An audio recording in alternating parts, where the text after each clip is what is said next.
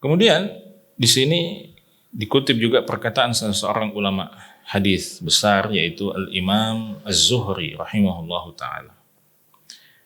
Ya, Al-Imam Az-Zuhri rahimahullahu taala mengatakan, fi ilmil maghazi ilmul akhirati wad dunya. Jadi dalam ilmu al-maghazi, ilmu tentang peperangan Nabi SAW yang notabene adalah bagian dari sirah, kata beliau itu adalah ilmul akhirati wad dunya. Terdapat ilmu tentang akhirat dan dunia. Ya, tentang akhirat dan dunia. Ya, jadi mungkin ada banyak penjelasan tentang pernyataan ini, tapi salah satunya adalah bahwa ketika kita mempelajari sirah Nabi Shallallahu Alaihi Wasallam, ya khususnya tentang peperangan beliau, maka salah satu pelajaran penting yang kita ambil adalah bahwa melalui itu semua Nabi SAW mengajarkan pada kita tentang bahwa kehidupan akhirat itulah kehidupan yang sesungguhnya. Kehidupan akhirat itulah tujuan utama kita. Dan dunia ini adalah sebagai satu fase yang harus kita lewati untuk sampai ke sana.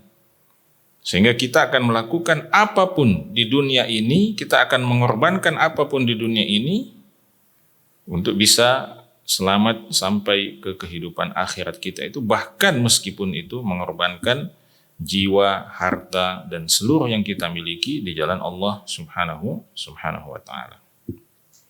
Ya. Jadi ketika kita pelajari sirah Nabi SAW, kita akan lihat bagaimana Nabi kita Muhammad SAW itu menjalani kehidupan dunianya. Bagaimana beliau memandang dunia ini.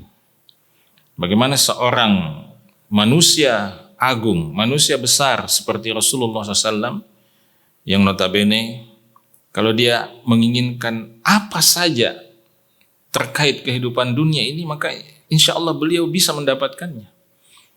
Ya, bahkan di awal-awal dakwah beliau di Mekah, kita semua tahu bagaimana pemuka-pemuka Quraisy berusaha menawarkan hal-hal yang sifatnya keduniaan agar supaya Nabi SAW berhenti berdakwah. Jadi mereka melakukan lobby. Ya, mereka berusaha untuk melobi Nabi SAW dengan menawarkan tawaran-tawaran keduniaan. Ya, apakah beliau ingin kekuasaan? Ya, seperti yang sekarang banyak diperebutkan orang. Ya. Apakah beliau ingin mendapatkan harta yang berlimpah, menjadi orang yang terkaya di kalangan orang-orang Arab pada waktu itu? Atau jangan-jangan beliau menginginkan seorang istri yang paling cantik di kalangan orang Arab pada waktu itu? Ya. Jadi tawaran-tawaran itu ditawarkan kepada Nabi SAW, tetapi beliau tidak menerimanya, karena bukan itu tujuan utama beliau. Begitu pula setelah beliau hijrah ke Madinah, kemudian diberikan kemenangan-kemenangan oleh Allah Subhanahu wa taala. Ya, beliau sebagai seorang pemimpin tertinggi umat Islam yang notabene sudah mendapatkan kemenangan-kemenangan, kesuksesan-kesuksesan, dan mulai diperhitungkan pada waktu itu di Jazirah Arab.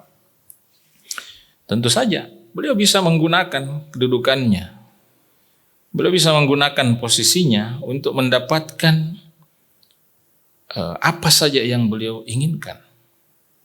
Ya, ibarat kata, beliau tinggal tunjuk tangan saja.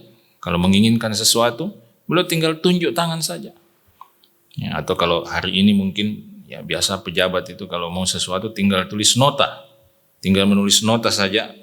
Ya, dia bisa dapatkan apa yang dia inginkan. Ya, tapi itu tidak dilakukan oleh Nabi SAW. Kita semua mengetahui, yang pernah berangkat umrah mungkin mengetahui dan bisa melihat langsung bagaimana rumah Rasulullah SAW bersama dengan istri-istrinya. Ya, bukan bersama istrinya atau bersama satu istrinya, tapi bersama istri-istrinya. Ya.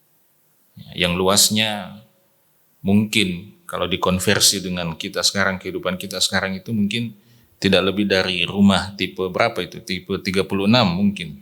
Ya, kalau kita lihat ya di samping Raudhah itu di Masjid Nabawi, ya, kita akan lihat luasnya rumah Rasulullah SAW bersama istri-istrinya itu tidak lebih dari seukuran rumah tipe 36 yang dibagi sekian. Ya, padahal beliau bisa minta tanah yang luas, beliau bisa menyuruh para sahabatnya untuk